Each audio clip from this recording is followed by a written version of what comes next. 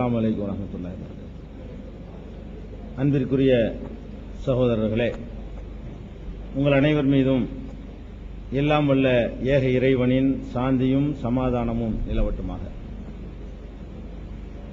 பல்வேறு மதத்தவர்கள் வாழ்கிற நம்முடைய இந்திய திருநாட்டிலே அனைவரும் சகோதர வாஞ்சையுடன் தொடர்ந்து பழக வேண்டும், தங்களுக்கிடையே நல்லுறவை பேணிக் கொள்ள வேண்டும் என்பதற்காக இந்த நிகழ்ச்சி தமிழகம் முழுவதும் பல்வேறு ஊர்களிலே தொடர்ந்து நடத்தப்பட்டு வருகின்றது.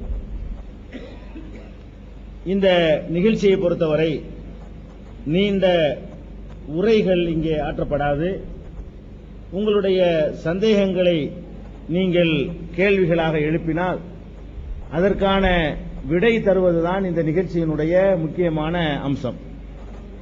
ஆனாலும் இஸ்லாத்தை பற்றி ஒரு சின்ன அறிமுக உரை, உங்களுடைய கேள்வி கேட்பதற்கு முன்னால் இஸ்லாத்தை பற்றி ஒரு சிறிய அறிமுக உரை ஒன்று இங்கே நிகழ்த்தப்படும்.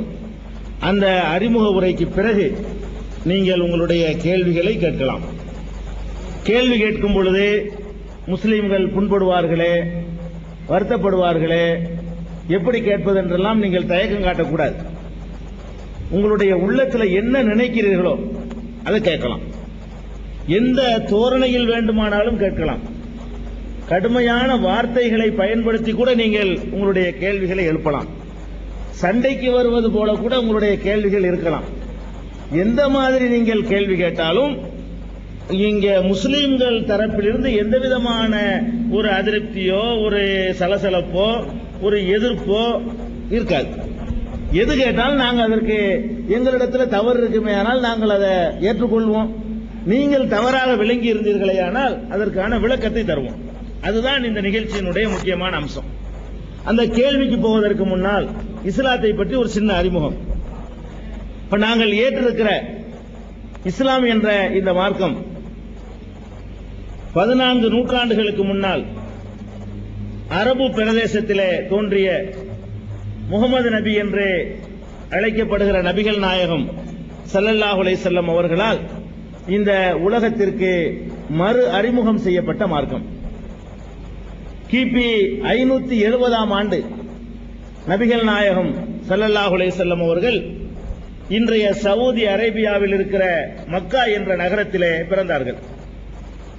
அந்த சவுதி அரேபியா என்பது நபிகள் நாயகம் ஸல்லல்லாஹு அலைஹி வஸல்லம் அவர்கள் பிறந்த அந்த காலத்திலே எல்லா விதமான அனாச்சாரங்களின் கேந்திரமாக திகழ்ந்தது.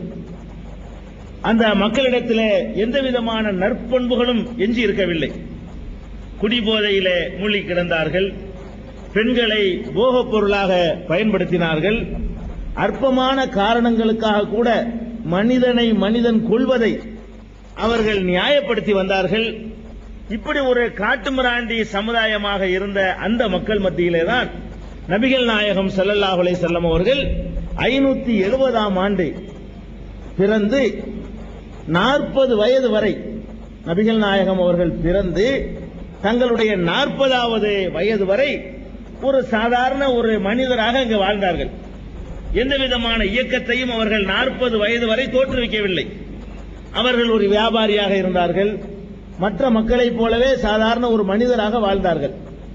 40வது வயதில் தான் தமக்கு இறைவனிடமிருந்து, கடவுளிடமிருந்து செய்தி வருகிறது, கடவுளிடமிருந்து தூது செய்தி வருகிறது என்ற செய்தியை நபிகள் நாயகம் ஸல்லல்லாஹு அலைஹி வஸல்லம் அவர்கள் அந்த மக்கள் மத்தியிலே சொன்னார்கள்.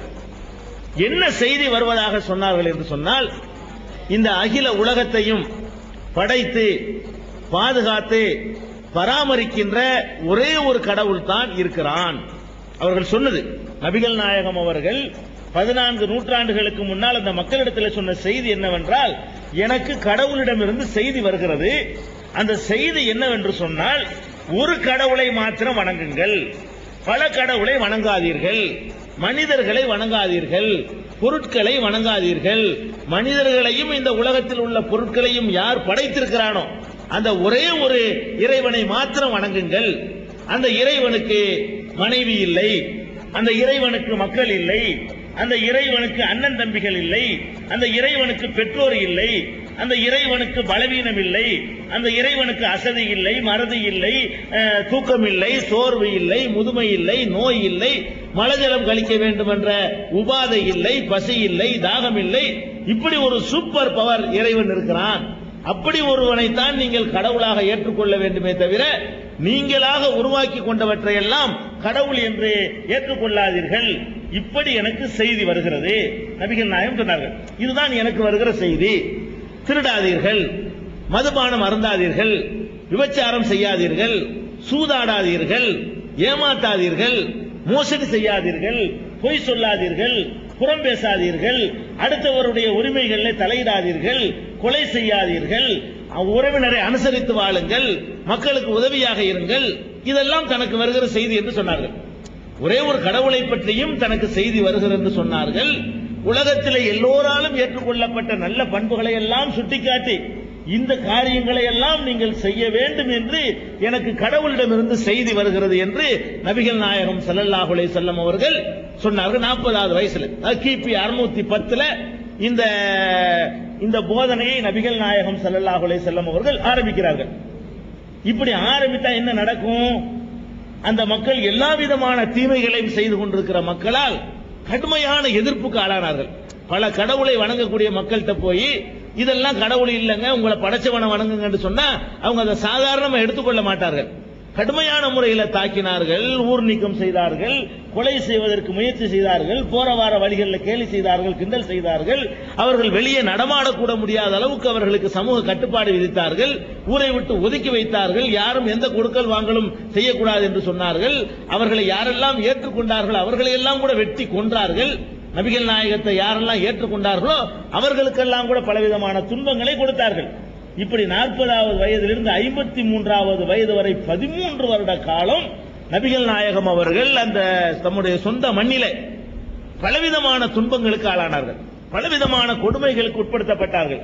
கடைசியாக அவர்களை கொல்லுவிட வேண்டும், கொலை செய்துவிட வேண்டும் என்று அந்த மக்கள் தீர்மானம் செய்து கொல்வதற்காக முயற்சித்த நேரத்தில் தான் அவர்கள் சொந்த ஊரை விட்டு வெளியேறி அங்கிருந்து ஒரு 300 மைல் தொலைவில் இருக்கக்கூடிய மதீனா என்ற இன்னொரு ஊருக்கு அடைக்கலம் சென்றார்கள். மக்கா என்ற ஊரிலிருந்து தங்களுடைய 53வது வயதிலே மதீனா என்ற இன்னொரு ஊருக்கு அடைக்கலமாக அங்கே சென்றார்கள். அந்த ஊருக்கு சென்ற பிறகு நபிகள் நாயகம் அவர்களுடைய இந்த போதனை அந்த மக்களை உடனடியாக ஈர்த்தது. கூட்டம் கூட்டமாக நபிகள் நாயகத்தின் பக்கம் அந்த மக்கள் சாய்ந்தார்கள். 10 வருட காலத்தில் 53வது வயசுல இருந்து 63 வயசு வரைக்கும் தான் வாழ்ந்தாங்க. 53 வயசுல மதீனாவுக்கு போனவர்கள் 63வது வயசுல அந்த மதீனா நகரத்தையும் அதை சுற்றி உள்ள பிரதேசங்களையும் தங்களுடைய ஆளுகையின் கீழ் கொண்டு வர்ற அளவுக்கு மக்கள் எல்லாம் வந்துட்டாங்க. மக்கள் அனைவருமே வந்து விட்டார்கள். எந்த ஊர் விரட்டி அடித்ததோ சொந்த ஊர், அந்த மக்களும் கூட பின்னர் நபிகள் நாயகம் அவர்களுடைய அந்த கொள்கை ஏற்றுக்கொண்டார்கள். நபிகள் நாயகம் அவர்கள் மரணிக்கிற நேரத்தில் அவர்கள் மிகப்பெரிய சாம்ராஜ்யத்தின் அதிபராக மரணித்தார்கள். மிகப்பெரிய சாம்ராஜ்யம், அவ்வளவு பெரிய நிலப்பரப்புக்கும் அவ்வளவு பெரிய மக்களுக்கும் அதிபராக, ஆன்மீக தலைவராக மாத்திரம் இல்லாமல் ஒரு அதிபராக, ஒரு சக்கரவர்த்தியாக, ஒரு மாமன்னராக நபிகள் நாயகம் மரணித்தார்கள். இதுதான் நபிகள் நாயகத்தினுடைய அந்த போதனையுடைய சாராம்சம், அவங்களுடைய வரலாற்றின் சாராம்சம். இப்ப நபிகள் நாயகம் அவர்கள் இப்படி இறைவனிடமிருந்து செய்தி வந்ததாக சொன்னார்கள் இல்லையா, அதை நாம் எப்படி நம்புவது? முஸ்லிம்களாகிய நாங்கள் எப்படி நம்புகிறோம்? கடவுள்கிட்ட இருந்து எப்படி மனிதனுக்கு செய்தி வரும், அதை எப்படி நம்ம நம்புறது? இதை நம்ப ஆரம்பிச்சோம்னா ஒவ்வொருத்தனும் இது மாதிரி சொல்ல ஆரம்பிச்சிருவானே, எனக்கு கடவுள்கிட்ட இருந்து செய்தி வருது, எனக்கு கடவுள்கிட்ட இருந்து செய்தி வருதுன்னு சொல்லி சொல்ல ஆரம்பித்தால் என்ன ஆவது என்றால், நபிகள் நாயகம் அவர்களை நாங்கள் முஸ்லிம்களாகிய நாங்கள் நம்புவதற்கு ஏராளமான காரண காரியங்களோடு தான் நாங்கள் நம்புகிறோம். எப்படி நம்புகிறோம் என்று சொன்னால், ஒரு மனிதர் ஒரு சிந்தனையை, ஒரு இயக்கத்தை, ஒரு கொள்கையை, ஒரு கட்சியை, ஒரு சங்கத்தை உருவாக்குகிறார் என்று சொன்னால் அதுல அவருக்கு என்று ஏதோ ஒரு சுயநலம் இருக்கும். ஒரு புகழாசை, பணம் சம்பாதிக்கணுங்கிறது, ஏதாவது ஒரு வகையில் நம்ம மக்கள் மத்தியில் பிரபலமாகணும் என்பது, இது மாதிரியான ஒரு எதிர்பார்ப்பு எல்லாருக்குமே இருக்கும். நீங்கள் எந்த கட்சி, எந்த சங்கம், எந்த இயக்கத்தை ஆரம்பித்த தலைவர்களை எடுத்துக்கொண்டாலும் அந்த இயக்கத்தை ஆரம்பிப்பதற்கு முன்னால் அவர்கள் எந்த நிலையில் இருந்தார்களோ அந்த இயக்கத்தை ஆரம்பித்த பிறகும் அதே நிலையில் இருக்க மாட்டார்கள். யாரா இருந்தாலும் சரி, ஒரு சாதாரண ஒரு சட்டமன்ற உறுப்பினரை எடுத்துக்கொண்டால் கூட, சட்டமன்ற உறுப்பினராக ஆவதற்கு முன்னால் அவருக்கு இருந்த சொத்து எவ்வளவு, சட்டமன்ற உறுப்பினராக ஆன பிறகு என்னன்னு பாத்தீங்கன்னு சொன்னா கண்டிப்பா அவர் டெவலப் ஆயிருப்பார். ஒரு பஞ்சாயத்து போர்டு தலைவர் எடுத்துக்கொண்டால் கூட அந்த தலைவர் ஆகுறதுக்கு முன்னாடி அவருடைய நிலைமை என்ன, தலைவர் ஆன பிறகு அவருடைய நிலைமை என்னன்னு பாத்தீங்கன்னு சொன்னா கண்டிப்பா அதுல ஒரு பெரிய முன்னேற்றம் இருக்கும். அப்ப முகமது நபி அவர்கள் இப்படி நான் எனக்கு கடவுள்கிட்ட இருந்து செய்தி வருதுன்னு மக்களை திரட்டி வசூல் பண்ணி அவங்கள்ட்ட இருந்து சம்பாதிச்சு ஆட்சியை கைப்பற்றி தனக்கு ஏதாவது சேர்த்துக் கொள்வதற்காக முயற்சி பண்ணி இருப்பாரோ என்ற கோணத்தில் நபிகள் நாயகத்தை நீங்கள் உரசி ஆய்வு செய்து பார்த்தால் இல்லை என்ற ஒரு முடிவுக்கு நீங்கள் வருவீர்கள். ஏனென்றால் நபிகள் நாயகம் அவர்கள் 40வது வயதில் தான் நான் கடவுளுடைய தூதர் என்று சொன்னார்கள். அந்த 40வது வயசுல அந்த ஊரிலேயே பெரிய செல்வந்தர் நபிகள் நாயகம். நபிகள் நாயகம் அவர்கள் இந்த இயக்கத்தை ஆரம்பிக்கிற நேரத்தில், இந்த இஸ்லாம் என்ற கொள்கையை உலகத்திற்கு சொன்ன நேரத்தில் அவங்க சிங்கிள் டீக்கு லாட்டரி அடிச்சுக்கிட்டு இருக்கல. நபிகள் நாயகத்தினுடைய நிலைமை எப்படி இருந்தது என்று சொன்னால், அன்றைக்கு அந்த ஊரிலேயே பெரிய பணக்காரர் யார் என்று சொன்னால் நபிகள் நாயகம் தான். பணத்துக்கு பஞ்சமே கிடையாது. ஆனால் அதே நபிகள் நாயகம் அவர்கள் ஒரு மாபெரும் சக்கரவர்த்தியாக இருந்து மரணித்தார்களே, மரணிக்கும் பொழுது அவர்கள் விட்டு சென்றது என்னன்னு பாத்தீங்கன்னு சொன்னா, ஒரு கோவேறு கழுத, ஒரு குடிசை, ஒரு கயிற்று கட்டிலு, இது மாதிரியான ஒரு நம்ம இந்த காலத்தில் அதுக்கு நீங்க மதிப்பு போட்டீங்கன்னு சொன்னா ஒரு 10,000 ரூபாய் மதிப்பு போடலாம்.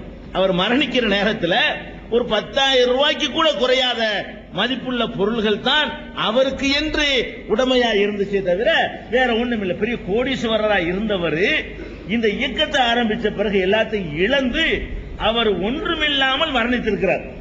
இதை நம்ம பார்க்கிறோம்.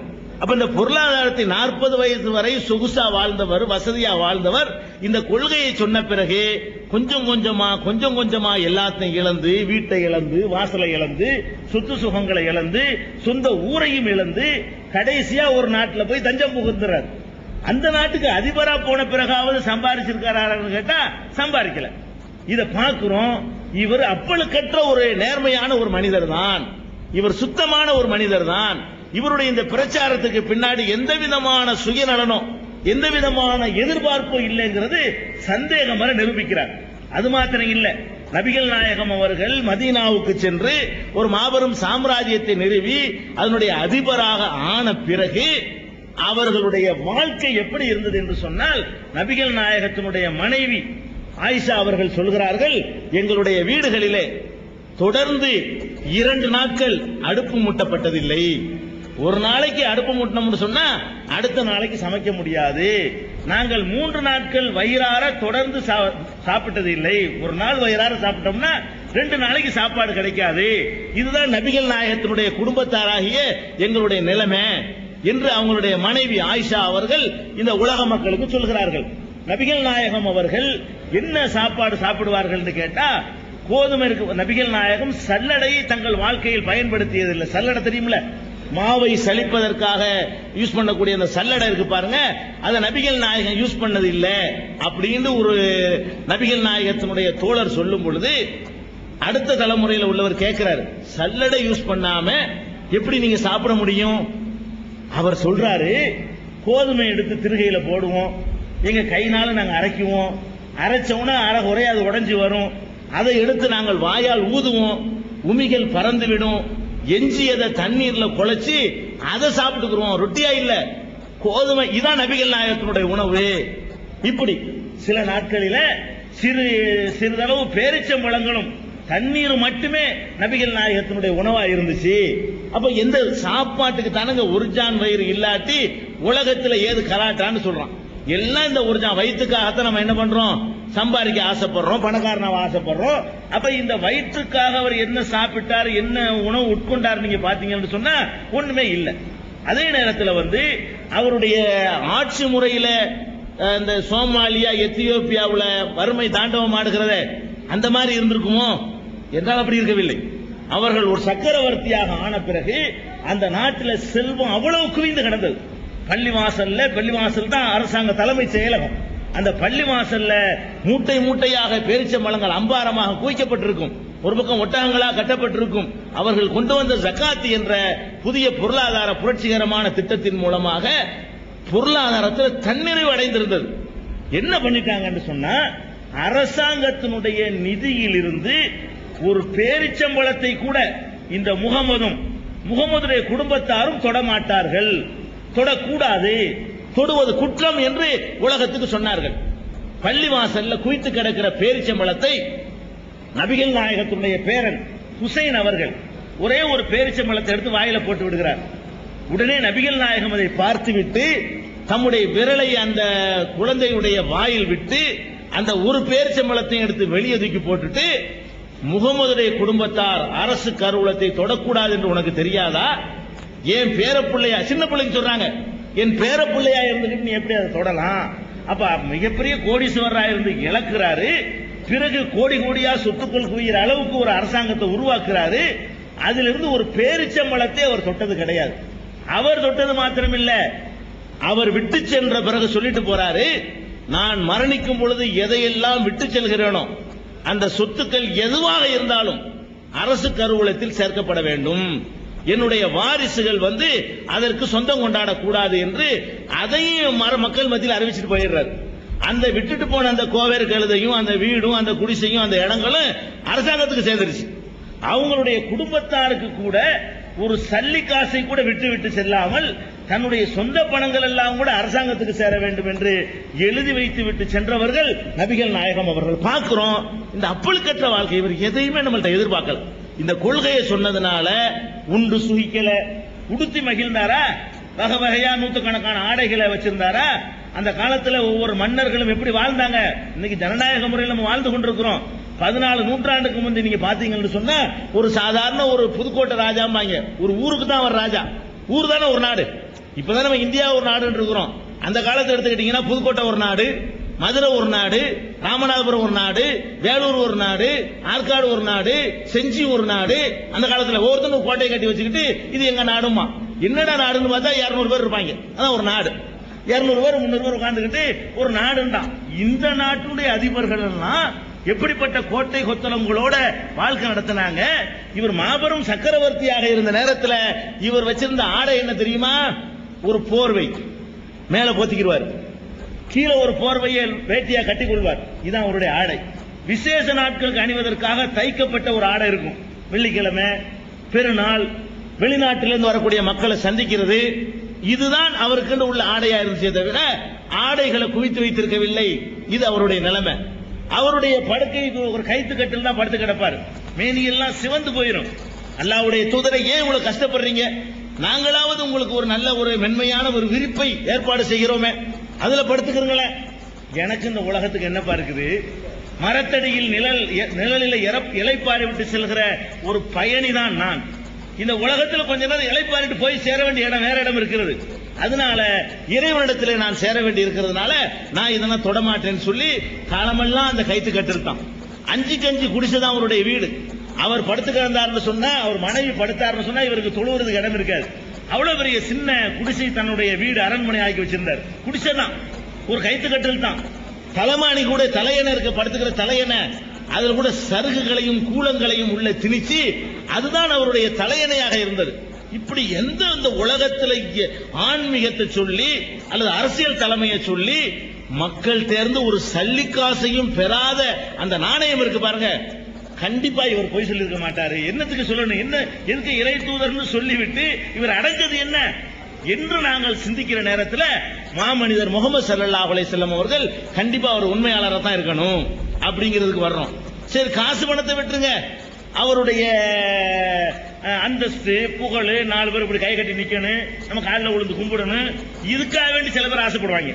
ஒரு இயக்கத்தை ஆரம்பிக்கிறவன், ஒரு சங்கத்தை ஆரம்பிக்கிறவன் காசு பணத்துக்கு ஆசைப்படாவிட்டால் கூட மக்கள் எல்லாம் தனக்கு அடிமையாக சேவகம் செய்ய வேண்டும், அந்த வாய்ப்பு இந்த தலைமையில் தான் கிடைக்கும் என்று ஆசைப்படுவார்கள். அப்படி நடந்துக்கிட்டார் இவரு. இவ்வளவு பெரிய சக்கரவர்த்தி ஆகிற நேரத்தில் மக்கள்கிட்ட சொல்றார், மக்களே நீங்கள் எல்லாம் அமர்ந்திருக்கிற சபைக்கு நான் வருவேன், எனக்காக யாரும் எந்திரிச்சு நிற்க கூடாது. அவர் சொல்றார், நீங்கள் அமர்ந்திருக்கிற சபைக்கு நான் வந்தால் எனக்காக யாரும் எழுந்து நிற்க கூடாது, எனக்காக குனிந்து யாரும் மரியாதை செய்யக்கூடாது, என் காலில் விழுந்து யாரும் சாஷ்டாங்கம் செய்யக்கூடாது. நானும் உங்களை போன்ற ஒரு மனிதன், கடவுளிடமிருந்து ஒரு செய்தி வருகிறது என்பதை தவிர நான் மனுஷன் தான். நீங்கள் எப்படி இறைவன் முன்னால் நிறுத்தி விசாரிக்கப்பட உள்ளீர்களோ அதே போல் நானும் இறைவனால் விசாரிக்கப்படக்கூடிய ஒருத்தன். அதனால என்னை அளவுக்கு மீறி புகழாதீர்கள், எனக்கு முந்தி வாழ்ந்த இயேசுநாதரை, ஈசா நபி என்று நாங்கள் சொல்லக்கூடிய இயேசுநாதரை அவருடைய சமுதாயத்தவர்கள் எப்படி வரம்பு மீறி புகழ்ந்தார்களோ அப்படி என்னை புகழ்ந்து விடா, இப்படி சொன்னாங்க. இயேசுநாதரை கடவுள் என்றும் கடவுளின் குமாரன் என்றும் என்னுடைய சகோதர சமுதாயத்தவர்கள் புகழ்ந்தார்களே, அப்படி நீங்கள் என்னை புகழ்ந்து விடக் கூடாது. உங்களை போன்ற ஒரு மனிதனாக மட்டும்தான் என்னை நீங்கள் கவனிக்க வேண்டும். வீதியில் நடந்து சென்றால் முன்ன 2 பேர் பின்ன 2 பேர் அவருக்கு பாதுகாப்புக்கு வரக்கூடாது. அவர் பாட்டு சாதாரணமா போவார். சபையில உட்கார்ந்து இருப்பாங்க, வெளியூர்ல இருந்து ஆட்கள் வருவார்கள், முன்ன பின்ன பார்த்திருக்க மாட்டாங்க. அவர்தான் முகமது என்று காட்டுவதற்கு இந்த அடையாளம் இருக்காது. எல்லாம் ஒரே மாதிரியா இருப்பாங்க. பார்த்தா வர்றவர் கேட்பார், ஐயுக்கும் முகமது, உங்கள முகமதுங்கிறாங்களா, அவர் யாரு? அவர்கள் பாருங்க, முகம் அவர் பெரிய சக்கரவர்த்தியா இருக்கிறாரு. ஒரு சபையில உட்கார்ந்து இருந்தாருன்னா பார்த்தவர் கண்டுபிடிக்க இல்லை. டிரெஸ்ல எல்லாரும் மாதிரி டிரெஸ் போடுறாரு, எல்லாரும் மாதிரி உட்கார்ந்து இருக்கிறாரு, எல்லாருக்கும் உரிய ஆசனம் தான் அவருக்கு போடப்பட்டிருக்கிறது, தலையில உட்கார்ந்து இருக்கிறாரு. யாரு முகமது தெரியாது. இவர் தான் முகமதுன்னு சொன்னாதான் அவரை கண்டுபிடிக்கிறோம், பார்க்கிறோம். இவர் புகழுக்கும் ஆசைப்படல, மரியாதைக்கும் ஆசைப்படல, தனக்கு தெய்வீக அம்சம் இருக்குதுன்னு மக்கள் எப்போலாம் நினைக்கிறாங்களோ அப்போலாம் தலையில குட்டுறாரு. அப்படி சொல்லாத, கடவுள் தான், நான் மனுஷன் தான், கடவுள் ஒருத்தனை வணங்கணும்னு சொல்லப்பட என்ன எப்படி நீ வணங்குவ? இன்னைக்கு பார்க்கிறோம், கடவுளை இல்லை என்று சொல்லவர்கள் எல்லாம் வணங்கப்படுகிறார்கள். புத்தர் வாழ்ந்தார் இந்த உலகத்தில், அவர் அன்பே கடவுள்டார், கடவுள் இல்லைன்றார். அன்புதான்ப்பா கடவுள், கடவுள் தனியாக இங்க இருக்கின்றாரு. அவரே கடவுளாக்கின காட்சி நீங்கள் பார்க்கிறீர்கள். நம்ம நாட்டில் கடவுள் இல்லை என்று பிரச்சாரம் செய்த இயக்கத்தினுடைய தலைவர்களுடைய சமாதிகளும் சிலைகளும் இன்றைக்கு மாலை போட்டு பூஜிக்கப்படுகிற காட்சியை நீங்கள் பார்க்கிறீர்கள். அந்த மாமனிதர் நபிகள் நாயகம் அவர்களுக்கு இப்படியான பூஜையோ புனஸ்காரமோ ஒண்ணுமே இல்லை. ஏன்? அவர் கடவுளை வணங்க சொன்னாரு, அதுல அவ்வளவு ஸ்ட்ராங்கா உறுதியாக ஒரு நிலைப்பாட்டை எடுத்துட்டு போனார். அதை பார்க்கிறோம். கண்டிப்பா இவர் உண்மையாளர் தான் இருக்கணும், இவர் உண்மை சொல்லியிருக்கார், பொய்யே சொன்னது இல்ல. இன்னும் சொல்ல போனால் மக்கள்கிட்ட வந்தவர் என்ன பிரச்சாரம் சொன்னார் தெரியுமா? ஃபக்கத் லபிஸ்து ஃபீக்கும் உம்ரம் மின் கப்லிஹி அஃபலா தாகிலூன். அவர் சொன்ன இந்த இந்த இந்த சவாலை குர்ஆன் எடுத்து சொல்கிறது. இதுக்கு என்ன அர்த்தம் தெரியுமா? மக்களே, நான் உங்களோடு பல வருடங்கள் வாழ்ந்திருக்கிறேன். நான் என்ன வெளியூர்ல இருந்து இறக்குமதி ஆனவனா? உங்களோடு 40 வருஷம் வாழ்ந்திருக்கிறேன். அந்த வாழ்க்கையை ஒப்பிட்டு பார், சிந்திச்சு பார், நான் பொய் சொல்லுவேனா அப்படிங்கிறார்.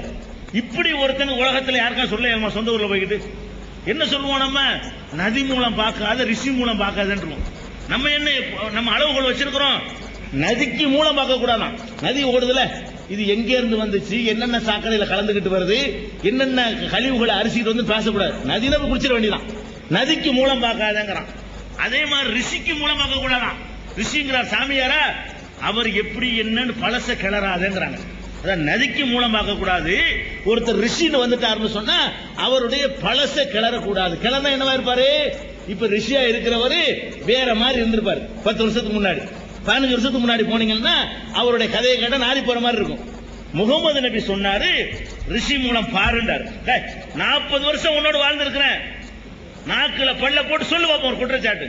போய் சொல்லிருக்கா, திருடி இருக்கிறனா, பொம்பளை பா சைட் அடிச்சிருக்கிறானா, ஏமாத்திருக்கிறானா, மோசடி செஞ்சிருக்கிறானா, வாங்கின கடனை இல்லைன்னு சொல்லியிருக்கிறானா, திமிரா நடந்திருக்கிறானா, 40 வருஷம் வாழ்க்கையை முன்னாடி வைக்கிறேன், ஒரு குறை சொல்ல என்னைய என்று தன்னுடைய வாழ்க்கையவே 40 வருஷ வாழ்க்கையை சொந்த ஊர்ல, நான் ஆம்பூர்ல வந்து விட்டு அடிச்சுட்டு போயிடலாம், நான் யாருங்கிற என் ஊர்ல போய் கேட்கணும்.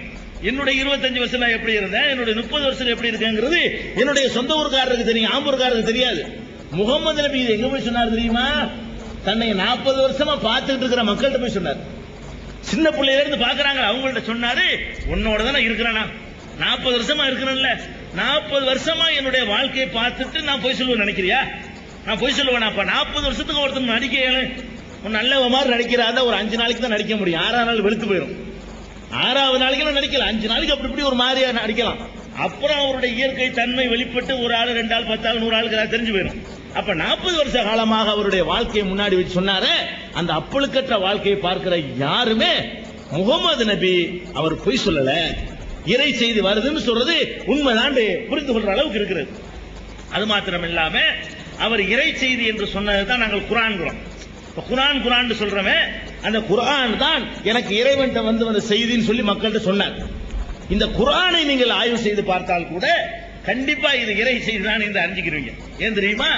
இந்த குர்ஆனை நீங்கள் புரட்டி பார்த்தீர்களேயானால், அதே மாதிரி நம்ம தமிழ் மக்களுக்கு, அரபு மொழி தெரியாத மக்களுக்கு இதை புரிந்து கொள்ள கஷ்டமா இருக்கும். அரபு மொழிக்காரர்கள் படிச்சார்கள் சொன்னா மிக உயர்ந்த இலக்கிய தரத்தில் குர்ஆன் அமைந்திருக்கிறது. அரபு மொழியில ரொம்ப ஹை ஸ்டைலான ஒரு இலக்கிய நடையில திருக்குர்ஆன் அமைந்திருக்கிறது. ஆனால் முகமது நபிக்கு எழுதவும் தெரியாது, படிக்கவும் தெரியாது. எழுதவும் படிக்கவும் அனாதை ஆயிட்டார். தாய் வயிற்றில் இருக்கும்போது தந்தை இழந்து விட்டார். 6 வயசுல தாய் இழந்து விட்டார். ஆடு மேய்த்திருக்கிறார். இப்படி ஆரம்ப காலத்துல ஒரு படிப்பை வளர்த்துக்கிற அளவுக்கு இருக்கவில்லை. இப்படி இருந்த ஒருத்தர் கடவுள் செய்தின்னு சொல்றாரு. அது ரொம்ப ரொம்ப உயர்ந்த ஒரு நடையில் அமைந்திருக்கிறது. அந்த நடை அந்த மக்களை ஈர்த்தது. கண்டிப்பா இது முகமது கற்பனை பண்ண முடியாது. 1ஆம் கிளாஸ் கூட படிக்காத ஒருத்தன் கம்பனுக்கு நிகரா கவி பண்ணா நீங்க என்ன பண்ணுவீங்க? 1ஆம் கிளாஸ் படிச்சது இல்ல அவன் கம்பனுக்கு போட்டியா கவி ஏற்றினான்னா ஆஹா இது ஒரு தெய்வீகம் சொல்லுவீங்க இல்லையா? அப்ப இவருடைய அந்த குர்ஆன் என்று இவர் இறை செய்தி என்று சொன்னதை பாத்தீங்க என்று சொன்னா அரபு மொழியில அன்றைக்கு இருந்த பெரிய பெரிய இலக்கியங்களை எல்லாம் தூக்கி கீழே போட்டு மிதிக்கிற அளவுக்கு ஒரு உயர்ந்த ஸ்டைல் அமைந்திருக்கிறது. ஒரு ஸ்டைல் மாத்திரம் அல்ல, அந்த குர்ஆனில் சொல்லப்பட்ட அறிவுரைகளை இன்னைக்கு 14 நூற்றாண்டு கடந்து விட்டதுங்க.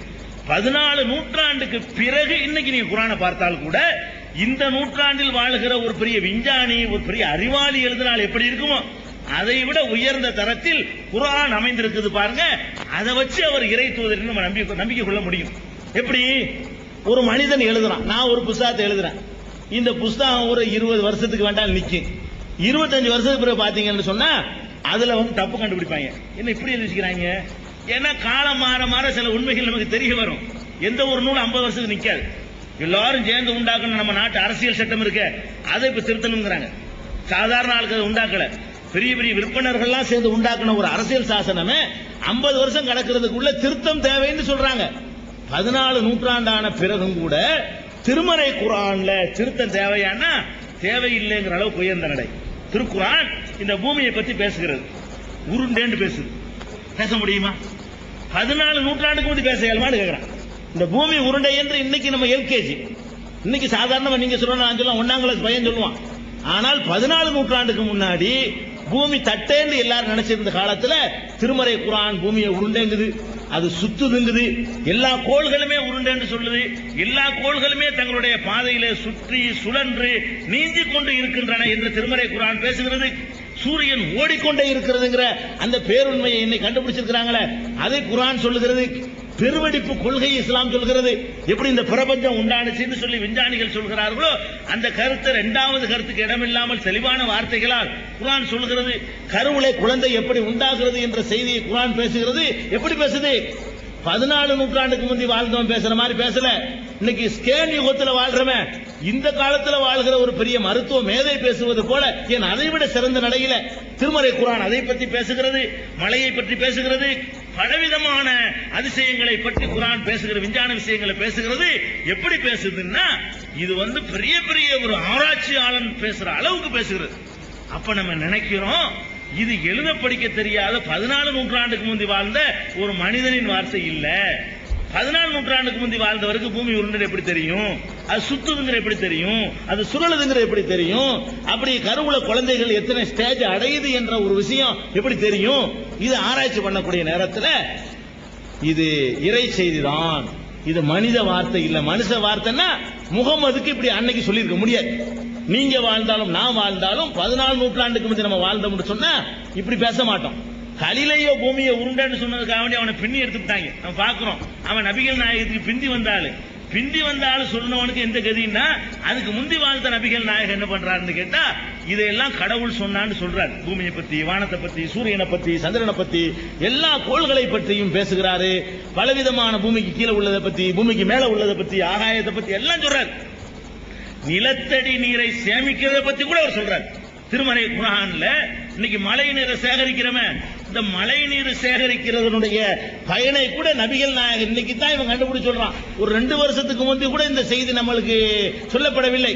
14 நூற்றாண்டுக்கு முன்னாடி திருமறை குர்ஆன் அதை பற்றி கூட பேசுகிறது. அப்ப இதையெல்லாம் பார்க்கிற நேரத்தில் இது முகமது கற்பனை செஞ்சிருக்க முடியாது, அவர் சொல்றபடி கடவுள் செய்தியா தான் இருக்க முடியும் என்ற ஒரு நம்பிக்கை நமக்கு அதிகமாகிறது.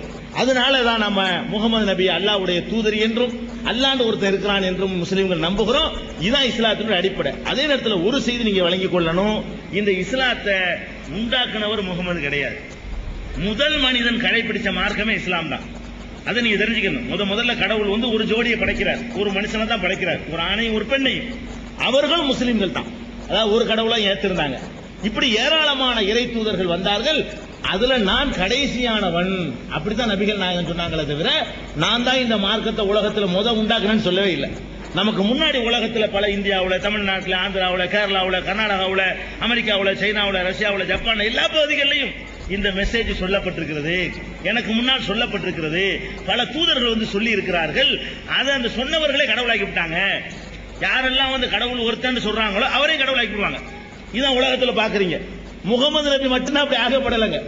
யாரெல்லாம் ஒரு கடவுளை வணங்குங்கன்னு சொல்றாங்களோ அவரை எல்லாம் மக்கள் கடவுளாக்கி விட்டுருவாங்க. இவர் ஒரு ஆளைத்தான் வணங்கல. உருவம் கூட எங்கள்கிட்ட கிடையாது. முகமது நபி எப்படி இருப்பாங்க தெரியாது. சிலை கிடையாது, படம் கிடையாது, மாலை போட மாட்டோம், பத்தி கொளுத்த மாட்டோம், உயிருக்கு மேல மதிப்போம். முகமது நபியை உயிரை விட மேலாக மதிப்போம். அப்படிப்பட்ட ஒரு அடிப்படையை போட்டு தனக்கு கூட எந்த மரியாதையும் செய்யக்கூடாது என்ற ஒரு சித்தாந்தத்தை உண்டாக்கி கடவுளை மட்டும் மனிதன் வணங்க வேண்டும், என்னைய கூட வணங்கக்கூடாது, என்னிடத்தில் கூட பிரார்த்தனை செய்யக்கூடாது, என்னைய கூட அழைக்கக்கூடாது என்று சொல்லி அதை உறுதியா நின்று போனார் பாருங்க. அந்த தூய்மையும் அவருடைய எளிமையும் அவருடைய அடக்கமும் அவருடைய நேர்மையும் தான் இந்த இஸ்லாம் ஒரு உண்மையான மார்க்கம் என்ற நம்பிக்கையை எங்களுக்கு ஏற்படுத்தி இருக்கிறது. அதனால இந்த அறிமுக உரையை நம்ம இதோடு நிறுத்திக் கொண்டு இப்ப கேள்விகளுக்கு செல்ல போறோம். கேள்வி செல்வதற்கு முன்னாடி சில ஒழுங்குமுறைகளை